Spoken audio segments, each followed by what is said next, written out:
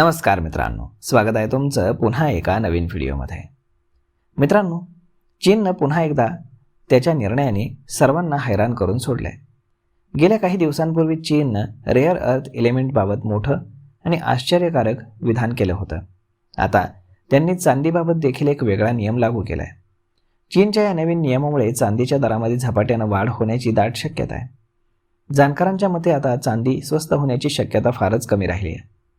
चीनच्या या नव्या चालीमुळे जगभरातील चांदीचा पुरवठा कमी होऊ शकतो आणि त्याची मागणी वाढू शकते। चीन ग्लोबल चांदी सप्लायर्समधील एक सर्वात मोठा नियंत्रक आहे। जगभरातील चांदीचा एक मोठा हिस्सा चीनच्या जवळ आहे। चीन सध्या फक्त 13% मायनिंग करतो। मात्र चांदी शुद्धीकरण आणि रिप्रोड्युसिंग करण्यामध्ये चीनची जागतिक हिस्सेदारी ही 60 ते 70% इतकी आहे।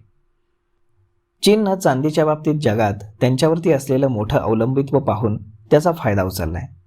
त्यांनी चांदीच्या बाबतीत एक मोठी खेळी खेळली आहे। चीननं 1 जानेवारी 2026 पासून चांदीचं नियंत्रण करण्याबाबत नवीन नियम हे लागू केलेत। या नियमांनुसार आता सरकारी लायसन्स असलेली कुठलीही कंपनी चीनच्या बाहेर चांदी निर्यात करू शकणार नाही। या निर्णयामुळे अख्खं जग हैराण झालंय। चीननं रेअर अर्थ मिनरल्सबाबत जसं केलं होतं त्याचप्रमाणे ते चांदीच्या बाबतीत देखील करत आहेत। चांदी निर्यात करण्याबाबत चीननं काही अटी ठेवलेल्या आहेत।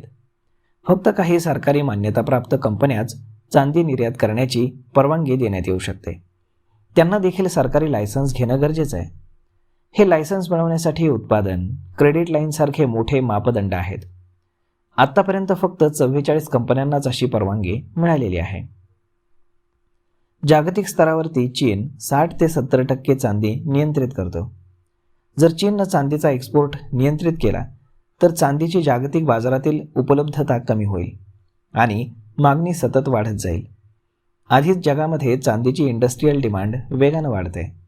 अशा परिस्थितीमध्ये चांदीच्या किमतीमध्ये मोठा बाउन्स बॅक येऊ शकतो। चांदीच्या किमती सध्या रेकॉर्ड पातळीवर आहेत। त्यामध्ये पुन्हा तेजी येण्याची दाट शक्यता आहे। चीनसाठी चांदी फक्त उद्योग आणि गुंतवणूक करण्याची गोष्ट नाहीये, तर ती त्यांच्या रणनीतीचा देखील एक भाग आहे। या जोरावरती चीन इतर देशांशी चांगली डील करू शकतो, तसेच आपल्या गोष्टी मनवून घेऊ शकतो। जाणकारांच्या मते यामुळेच चीन चांदीवरती आपलं नियंत्रण वाढवत आहे।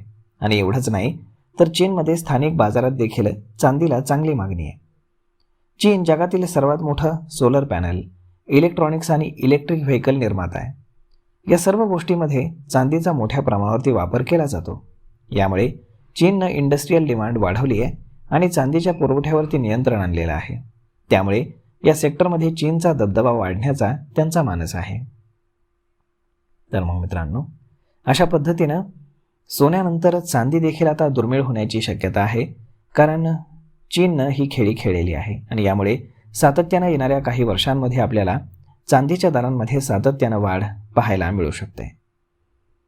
तर मग मित्रांनो, हा व्हिडिओ, ही माहिती तुम्हाला कशी वाटली हे तुम्ही आम्हाला कमेंट करून नक्कीच सांगा। आणि जर आवडली असेल तर आपल्या जवळच्या मित्रमंडळींसोबत देखील हा व्हिडिओ तुम्ही शेअर करायला विसरू नका। धन्यवाद।